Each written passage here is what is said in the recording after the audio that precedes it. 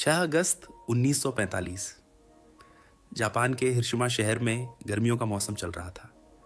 नीले आसमान और सूरज की हल्की किरणों के बीच लोग अपनी दिनचर्या शुरू कर रहे थे। करीब 7 बजे जापानी सेना को अपनी रडार पर दक्षिण में हलचल दिखाई देती है। कुछ देर में वह समझ जाते हैं कि एक अमेरिकी विमान हिरोशिमा शहर की तरफ बढ़ रहा है।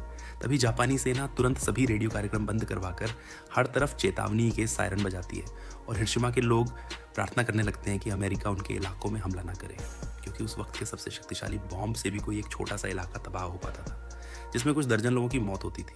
लेकिन जापान ये कहा जानता था कि आज उस पर एक ऐसी कयामत बरसने वाली है जो एक ही झटके में पूरे के पूरे शहर को जलाकर राख कर देगी। दरअसल अमेरिका का यह विमान जापान का दौरा करने आया था और जापानी इसे ना चाहती तो अपने लड़ाकू विमानों को भेजकर इसे रोक भी सकती थी।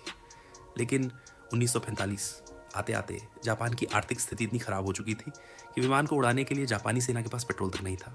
इसीलिए इंतजार किया गया और वो विमान जापान के एयर स्पेस से वापस लौट गया। करीब 8 बजे खतरे के सायरन बंद कर दिए गए और लोग अपनी दिनचर्या में लग गए। बच्चे स्कूल पहुंच चुके थे, कुछ लोग दफ्तर जा रहे थे, पेट्रोल भी आम लोगों की पहुंच से बाहर हो चुका था। इसलिए सड़कों पर एक भी निजी कार नहीं दौड़ रही थी। हिरोशिमा की सड़कों पर हर तरफ साइकिलें और पैदल चलते लोग दिखाई दे रहे थे। सुबह के करीब 8 बजे जब हिरोशिमा के लोग दोबारा अपनी ज़िंदगी की ओर लौट ही रहे थे, तभी आसमान में एक और विमान दिखाई देता है। जापानी सेना इस विमान को भी रोक सकती थी, लेकिन वो नहीं जानते थे कि यह विमान करीब 1 लाख लोगों की मौत का फरमान लेकर आया है। यह विमान था अमेरिका का B-29 बॉम्बर आर्नोल्ड जिसे उड़ा रहे थे लेफ्टिनेंट कर्नल पॉल टिबेट्स। इस विमान के दाहिने विंग से 10 मीटर की दूरी पर 1 किलोमीटर पीछे दूसरा B-29 विमान ग्रेट आर्टिस्ट उड़ रहा था, जिसके पीछे एक तीसरा बमबशक भी था जिसे जॉर्ज मार्कराड उड़ा रहे थे। उनकी अकेली जिम्मेदारी थी तस्वीरें लेना इतिहास के सबसे बड़े परमाणु हमले की तस्वीरें।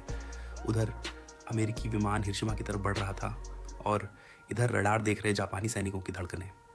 तभी 8:15 पर लेफ्टिनेंट कर्नल पॉल टिबेट्स एक बटन दबाते हैं और दुनिया की सबसे बड़ी तबाही ज़मीन की ओर गिरने लगती है। ये था 4 टन वजनी लिटिल बॉय नाम का दुनिया का पहला न्यूक्लियर बम। इस बम को हिरोशिमा के ओई ब्रिज पर गिराना था, लेकिन हवाएं इतनी तेज थीं कि अपने लक्ष्य से 250 मीटर दूर शमा सर्जिकल क्लिनिक की तरफ बढ़ने लगता है।